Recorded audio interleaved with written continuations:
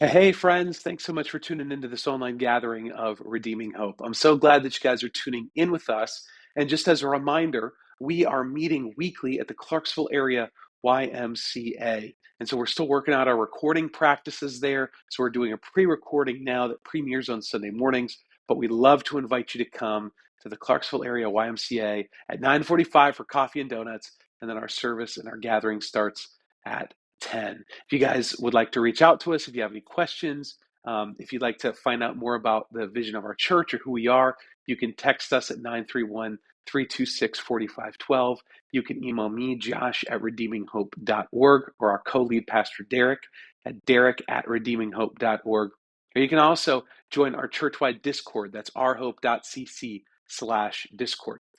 If you guys would like to partner with us financially in the good work that God is doing here in Clarksville, we'd love to encourage you to do that. You can go to ourhope.cc/give, or you can find us on Venmo at Redeeming Hope.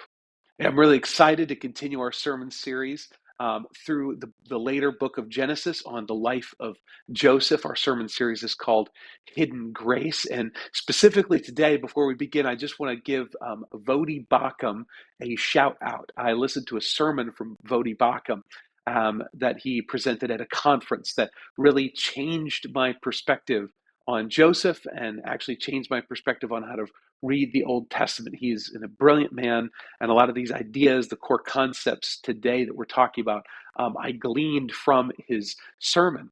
And actually, I requested to Derek, who has designed and preached the majority of the sermon series, I actually asked if I could preach this text specifically for this reason, because I would really love to give my own spin and interpretation on Vodi's interpretation of how we view Christ in the Old Testament. Now, I want to begin by just a statement that's going to guide our time together. This is how we read the Bible. This is what we believe as a church. The Bible is not a series of disconnected stories, but rather one story that points to Jesus at its center as the rescuer of all of God's children. And that's the primary theme, that's primary way of how we view the scriptures, as Jesus at the center of this rescue story. So in order for a story to have rescue, we need to have need for rescuing, right? So we look at the beginning of the Bible, we see in Genesis 1 and 2 that everything that God made was good. There was no brokenness, there was incredible joy. Adam and Eve were together with God, they were together with each other, they were one with themselves and one with creation. But unfortunately, we need a rescue because there was brokenness. We actually are far away from home, which I had talked about a few weeks ago.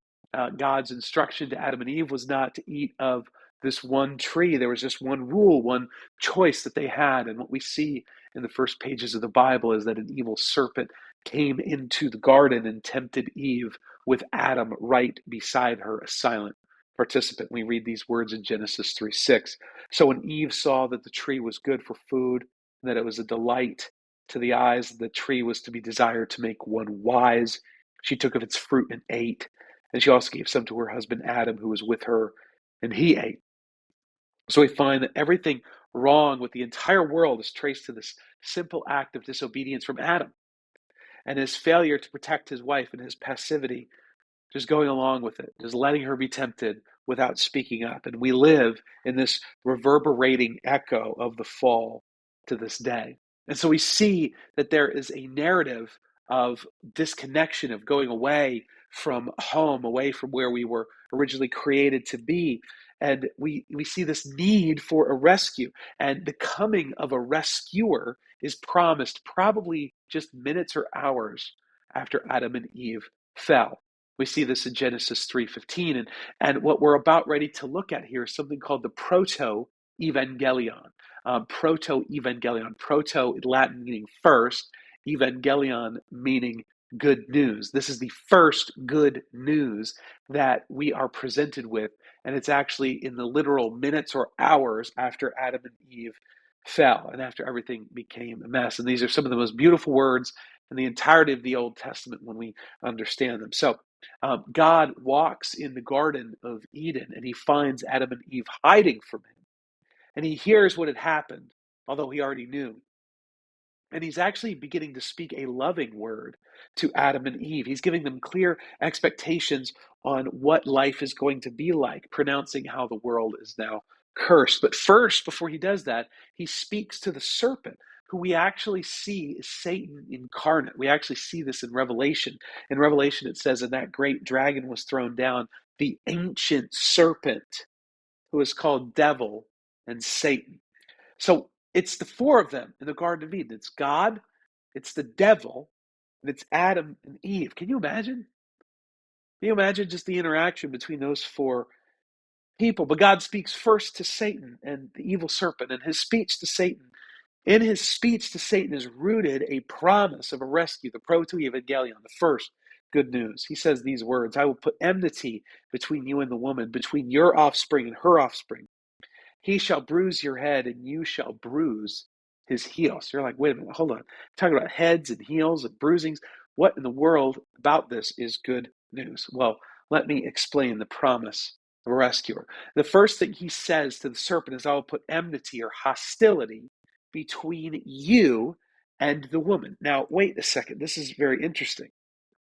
Because remember, it was Adam's responsibility to protect Eve, but God focuses here on the relationship between the serpent and the woman. And it's very, very interesting. It means that there's something special both about Eve and women in general. See, Adam was supposed to protect Eve and didn't, but there will now be a special conflict between the woman and the serpent now.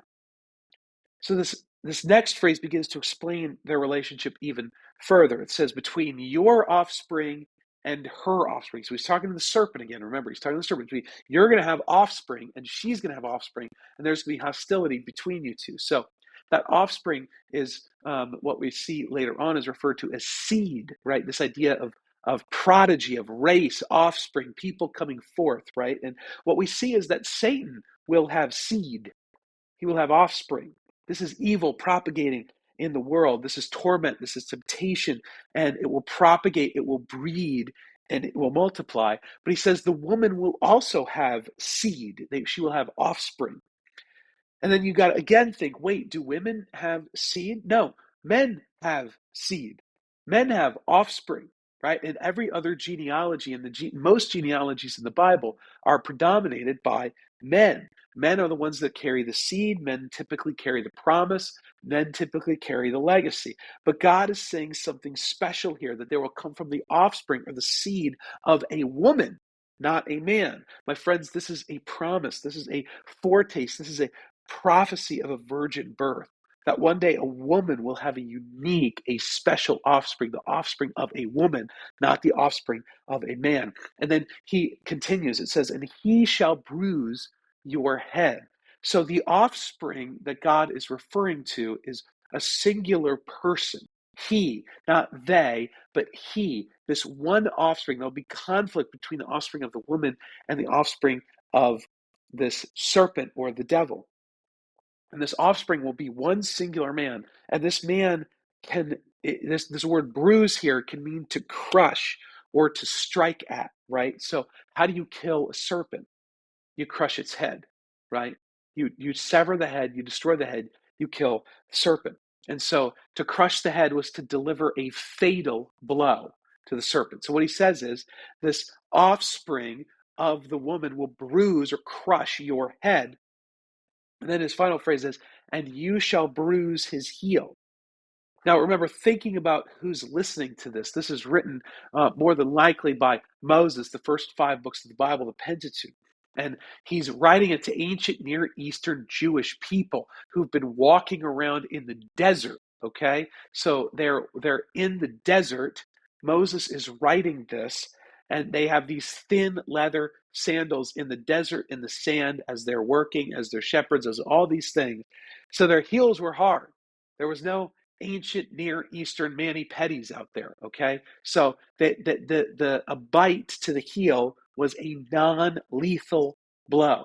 So let's put this all together. A special man, not born from the seed of a man, but born from the seed of a woman, will deliver a fatal blow to the offspring of evil, and in the process receive a non-lethal blow. Now, does this sound familiar to you?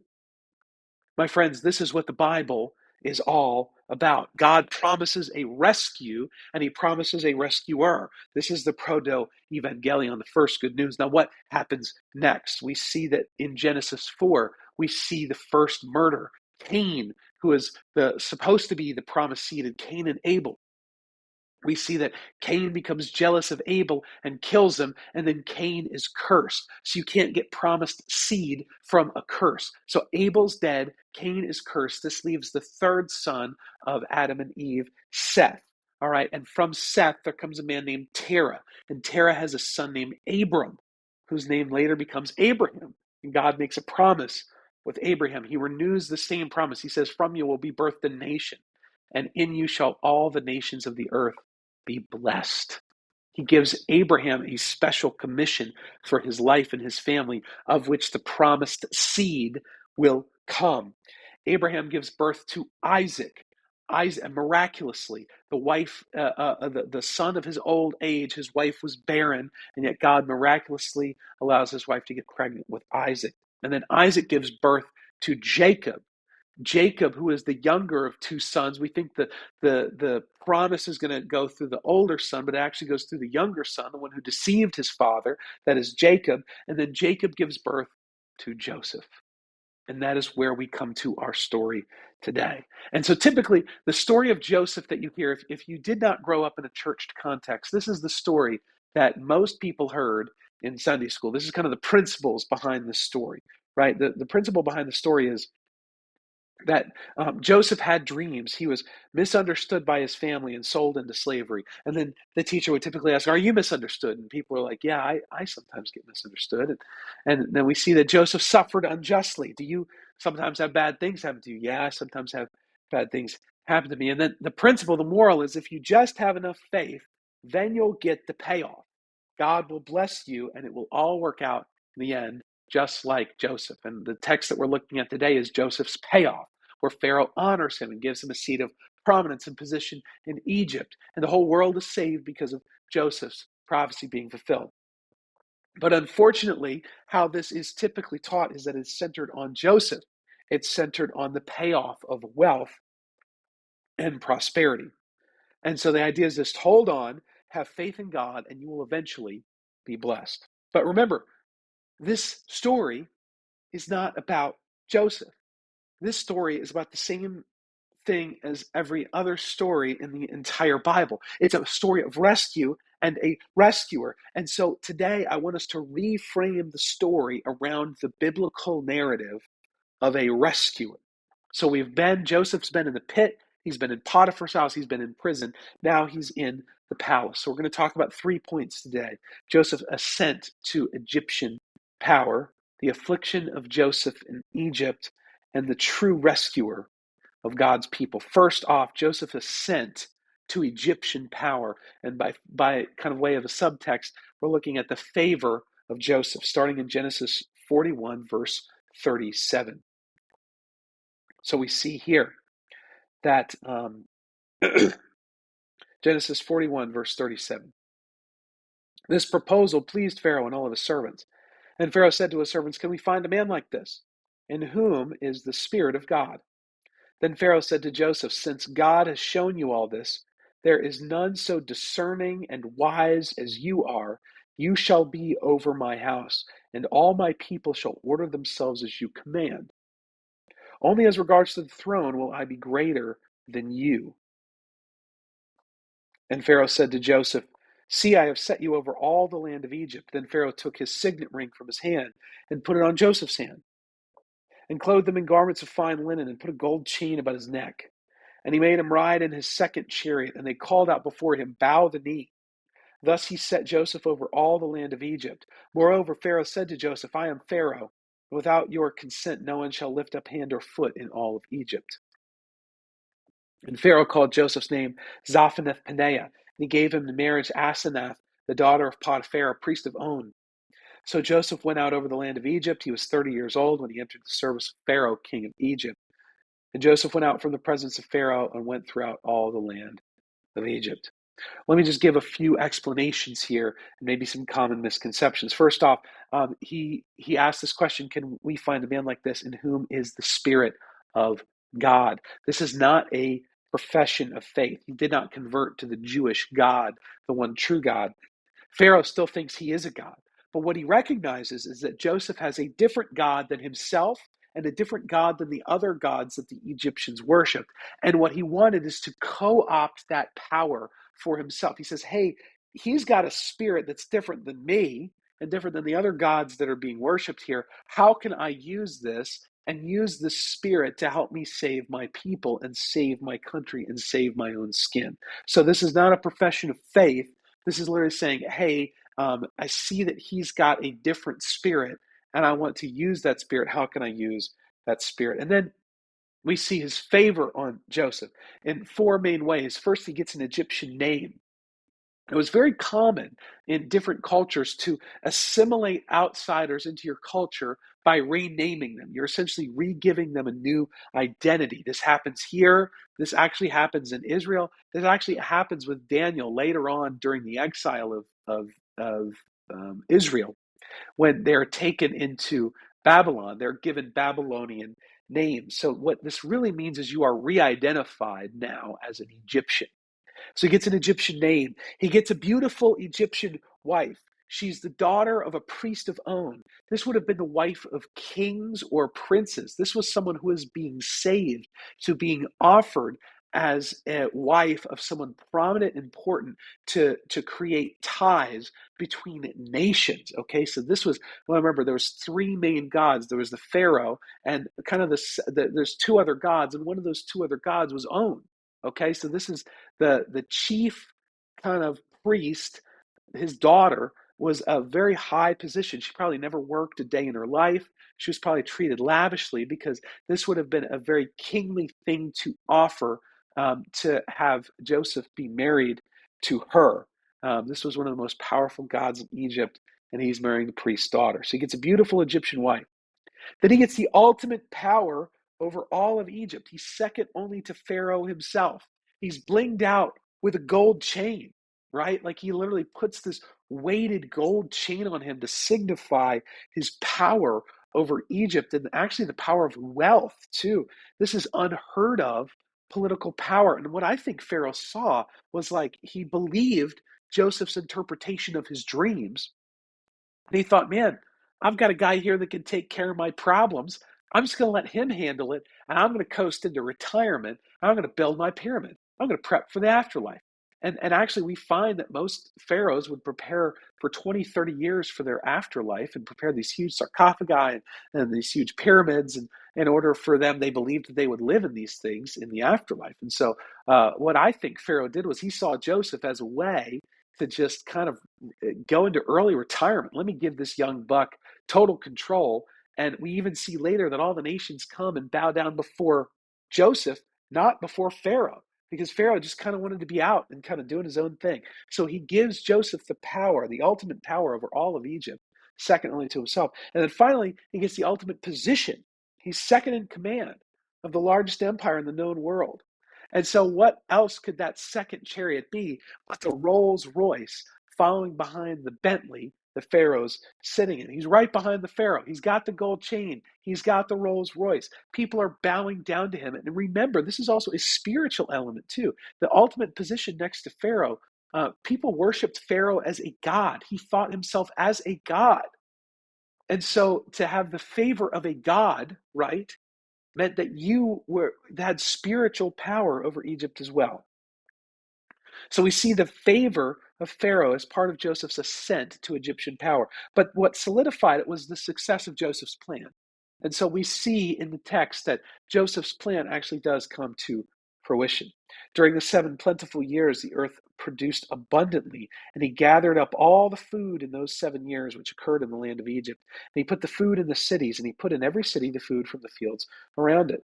And Joseph stored up grain in great abundance, like the sand of the sea, until he ceased to measure it, for it could not be measured. This is one of the largest feats in the known world at the time, in human history up to this point, to store so much grain that it couldn't even be numbered.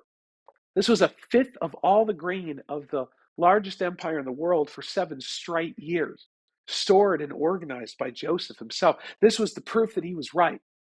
And then we continue in verse 53 of chapter 41. The 7 years of plenty that occurred in the land of Egypt came to an end. The 7 years of famine began to come. As Joseph has said, there was famine in all lands, but in the land of Egypt there was bread. And then when all the land of Egypt was famished and the people cried to Pharaoh for bread, Pharaoh said to all the Egyptians, "Go to Joseph. What he says to you, do." Remember, he's checked out. He's in retirement, man. So when the famine had spread over all the land, Joseph opened all the storehouses and sold to the Egyptians, for the famine was severe in the land of Egypt. Moreover, all the earth came to Egypt to Joseph to buy grain because the famine was so severe over all the earth.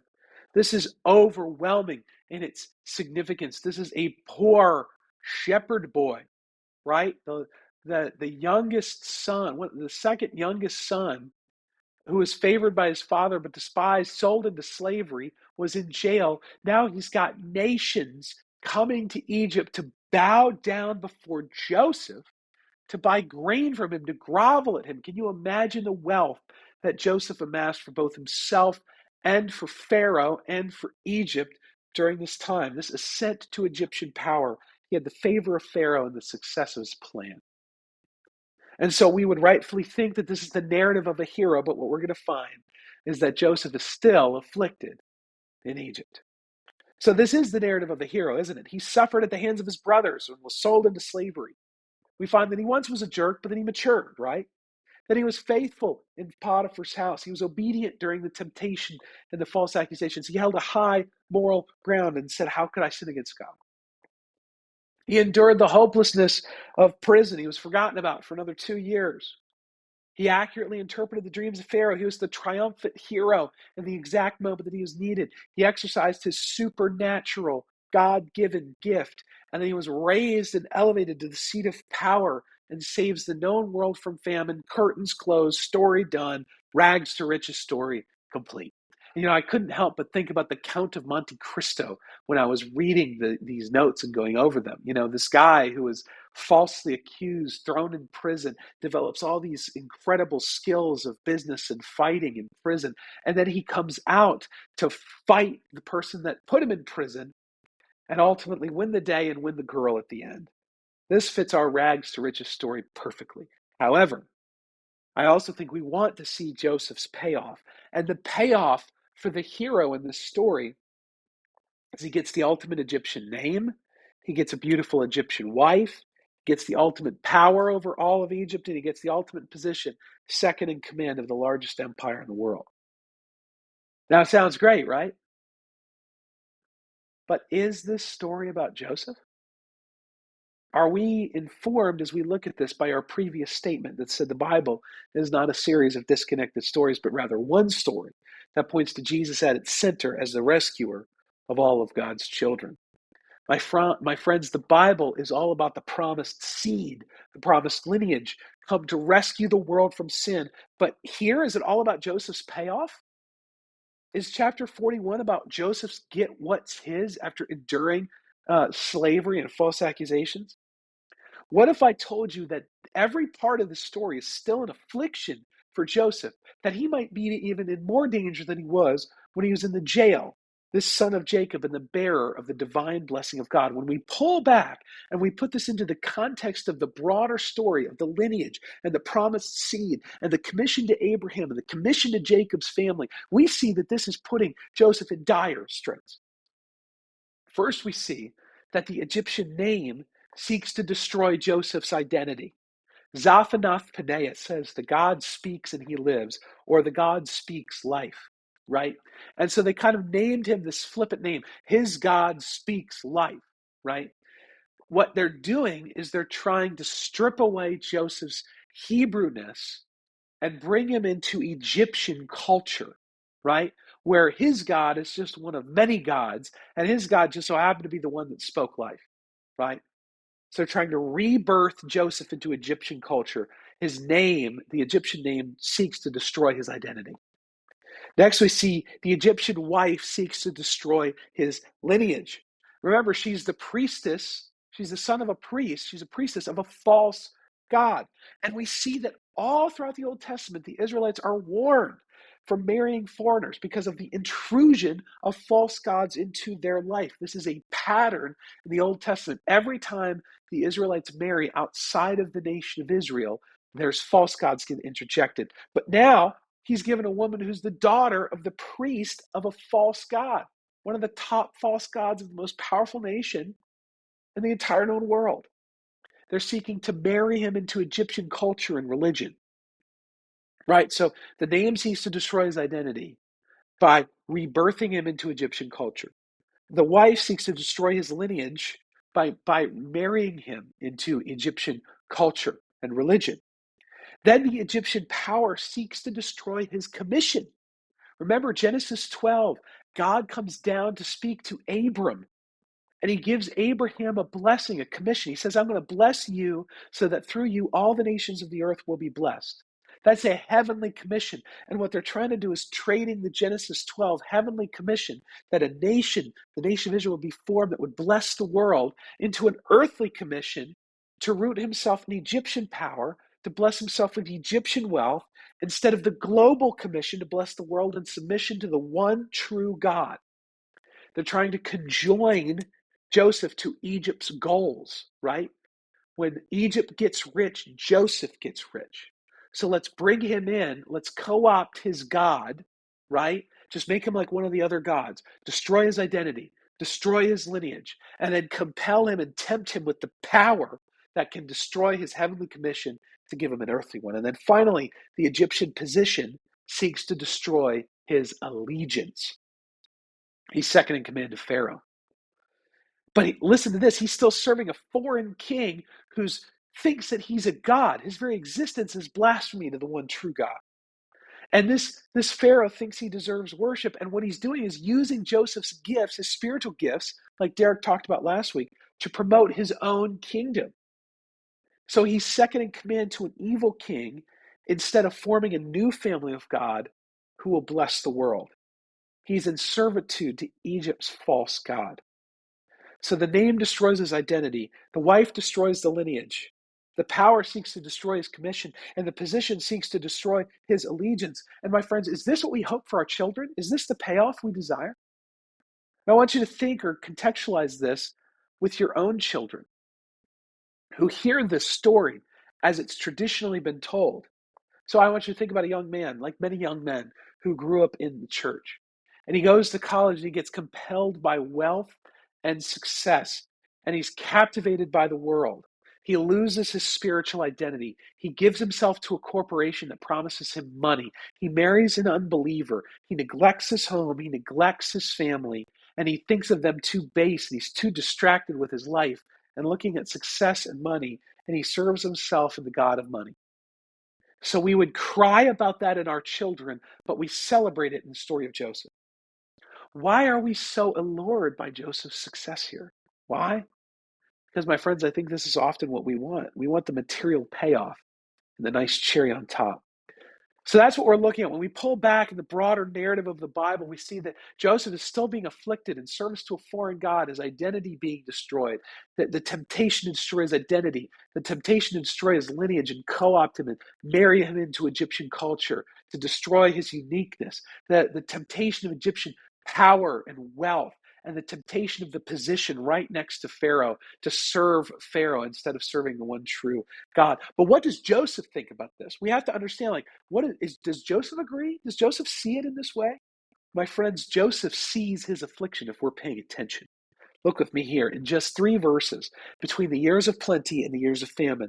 It tells us what Joseph actually thinks about his rise to prominence in Egypt. And he does not see it as the payoff at all.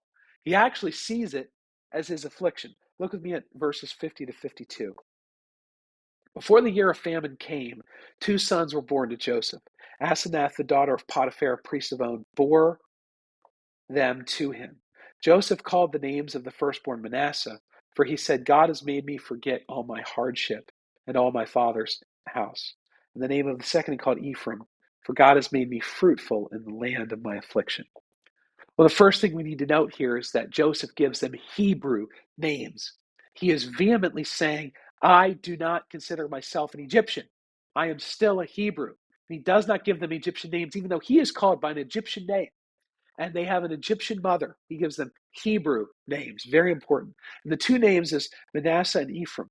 Manasseh, it's a difficult thing to translate. It literally means causing me to forget my trouble in Egypt. Forget all my hardship. And he didn't forget his father's house. That's not exactly the right translation. He didn't forget his father's house. He forgot the hardship that came from his father's house. And in Vodi Bakkum's sermon, as he's explaining it, I really like how he summarized it. This name literally means I let that stuff go. That's what that means. So it's causing to forget the trouble that came from his father's house, the trouble in Egypt. And then Ephraim says double fruit. That's what it means. God made me fruitful in the land of my affliction. That means double fruit in the land of my affliction. Remember, he's the second son, right? So double fruit, fruit meaning son, is the second one, double fruit, in the land of my affliction. Did you get it? He sees Egypt still as the land of his affliction. He still sees himself being afflicted. He's away from the land of promise. He's sold into a nation that worships its king as a god. He serves this king and he's being assimilated into its culture. His family, what we see in the coming chapters, is going to come live there, further removed from the land of promise. And we see the ominous words on the first few pages of Exodus. It says, "Now there arose a new king over Egypt who did not know Joseph," foreshadowing 400 years of slavery of his descendants. Now, my friends, we get to our final point. Joseph sees himself as being afflicted. He refers to himself, this is the land of my affliction. So this is not the payoff moment. So the true rescuer of God's people. My friends, why is Joseph's story in the Bible? It's not a payoff. If it's not about the payoff, why do we have this? What is it about? Let me explain. So we follow the seed of Adam and Eve. See, the key is in the seed. The key is in the lineage. That's how we should see this story. You see, Adam and Eve have two offspring, Cain and Abel. And the seed of the serpent is propagating evil throughout the world. In the very next chapter, Genesis 4, we see that in the Bible that evil fills Cain and he kills his brother out of jealousy. So Cain's then cursed. You can't get a promised seed from a cursed seed. So Abel's dead, Cain is cursed. We have to go to the third son, Seth. And the promise of Seth, that says that is when men began to call on the name of the Lord. So there's a little bit of hope. But then we also see very quickly it goes downhill. Evil overcomes the world. God sends a worldwide flood, but saves the offspring of Seth and the man named Noah. God preserves the seed. He miraculously preserves humanity in Noah. Noah has children. And in Genesis chapter 11, we get to Terah from the direct lineage of Seth. Now remember, this was supposed to preserve the knowledge of God in the world. But we get to Terah, and we find that Terah is named after the moon god, Terah. And he lives in Hebron, which is the capital of lunar worship for the entire world. They had completely forgotten who the one true God is. But Terah had a child named Abram. And Abram had a wife who was barren, and her name was Sarah. And God comes down from heaven and he meets with Abram in Genesis 12 in one of those miraculous and beautiful interactions between God and humanity in the entirety of the Bible. And God speaks to Abram in Genesis 12 and he gives him a promise of what? Seed, lineage. He gives him a promise. And God says his offspring will bless the entire world and that the entire world will be blessed. Global blessing, global salvation. And he will create a new people of God, and he changes his name to Abraham, father of many nations. But Abraham was too old for seed. His wife was barren. And for years, Abraham waited. God appears to him again to promise that his seed would outnumber the stars. And Abraham waited. But finally, Sarah got impatient and gave Abraham her handmaiden and said, we'll just have our baby through her. So Abraham disobeys God, has a child named Ishmael, but we see that the promise was not just for the first seed, but the promise was the promised seed, right? So then God miraculously intervenes and gives Sarah a child in her old age, rejecting Ishmael as the promised seed and saying, no, we will have another promised seed through Sarah, through your wife.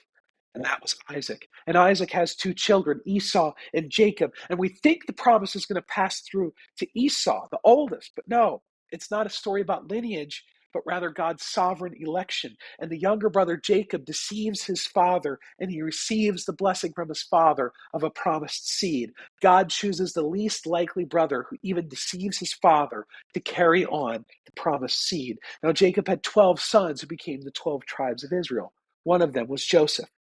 But another one was named Judah. We actually get introduced to Judah a couple of chapters prior to this. He was the son not of the woman Jacob loved and desired and wanted, but he's the son of a woman that Jacob did not even want and was tricked into marrying. And on an excursion to Egypt to get food in the middle of a famine, Judah's younger brother is at risk of being capped in Egypt. His younger brother Benjamin, it was a ploy from Joseph to try to get more information out of his siblings. But Judah stands up to Joseph and offers himself as a representative substitute to protect his younger brother Benjamin in Egypt. Now, one of Judah's great, great, great grandsons was a young boy named David. And this boy David was born in the nation of Israel, and David is the youngest of all of his brothers who are all at war. And young David goes to bring them food on the front lines, and he hears a giant named Goliath mocking his nation. And the giant challenges Israel, the whole nation, and says, "Send a man to fight with me, and if he wins, our people will serve you, and if we win, you must serve us." Everyone's a coward, including David's siblings. But David steps up. He steps up as the representative substitute for God's people, who wins a victory on behalf of all of God's people, and they all enjoy the spoils of his victory. And he's elevated to a throne. And God makes a promise to David that his kingdom will be forever. So from Seth to Noah to Abram to Isaac to Jacob to Judah to David, God has been progressively revealing his plan, beautifully and carefully crafted from eternity past, to preserve this special lineage, to preserve the promise of a rescue and a rescuer preserved from Eve to Mary, to have a more special seed than Isaac born to a special woman, a more special woman than Sarah, a son named Jesus born of a virgin named Mary. And this promised seed named Jesus has a more prominent place in history than Jacob, not chosen because of deceit, but because by his perfection as both God and man. And the promised seed named Jesus is better than Joseph, who doesn't just save Egypt from famine, but saves the world from eternal damnation. This promised seed named Jesus is better than Judah, who offers himself in place not just of a family member, but of all humanity. And this promised seed named Jesus steps up as the representative substitute of all of God's people and wins the ultimate victory over death, sin, hell, and the grave, and delivers a crushing blow to Satan himself on the cross. And this promised seed named Jesus resurrects from the dead and creates a new people of God called the church, who enjoy the spoils of his victory. And Jesus is elevated to an eternal throne for all time, and his kingdom is now breaking into the world. My friends, this is why we have chapter 41 in Genesis and the story of Joseph. It screams that God has a plan since the opening pages of the story to come down, to heal us, to save us, to rescue us, and to make us his people. And these are the lines of the promised seed who will crush the head of the serpent. My friends, the Bible is not a series of disconnected stories, but rather one story that points to Jesus at its center, the rescuer of all of God's children. Jesus is the one who rescues us, standing as a substitute on behalf of God's people. Jesus is the one who lays down his life. Jesus is the one who accepts the wrath of God poured out on him to win victory on behalf of God's people, so that all found in him might be rescued. And the story of Joseph, and this story right here, is yet another stepping stone on the way to our rescuer, King Jesus. So, my friends, the entire world is in the midst of a transformation, away from the pain and evil of this world and into a new way of living called the kingdom of God. And this rescuing story continues, and God's rescued people can play a part in spreading his message of hope as we live in exile, believing that one day Jesus will come again and set the world right once and for all. So our story must be rooted and informed in God's story to truly understand the world around us in human history. And it's not about material wealth. It's not about success or overcoming your personal demons. It's about joining God on his global vision for the world and experiencing his rescue and then sharing his rescue with others. It is not about your personal overcoming. It's about God's power overcoming within your weakness. And you are a part of God's special plan. All you have to do is believe. You cannot save yourself. The Bible says to repent and believe the gospel. You cannot save yourself. You give your entire life to King Jesus. You accept the victory that he has won for you, and thus you will live. This is what makes you a Christian. If you trust this message I just shared with you is true for you, and you acknowledge that you need the rescuing work of Jesus, we keep believing this every single day. If you're a follower of Jesus, reject the lie that this life is about finding yourself. Reject the lie that you need to be independent from community. Rather, you need to be humble and dependent on Jesus. My friends, the rescuer has come, is coming, and will come. He is bringing his people back to himself and then sending them out into the world to invite others into this healing, goodness, restoration, and rest. You have a mission to share this. The Bible is not a series of disconnected stories, but rather it is one story that points to Jesus at its center as the rescuer of all of God's children. So invite others into the story filled with the rescuing work of Jesus, who is the promised seed, the promised rescuer, sent from heaven by God for you in your spiritual famine, so that you can feast at God's table again.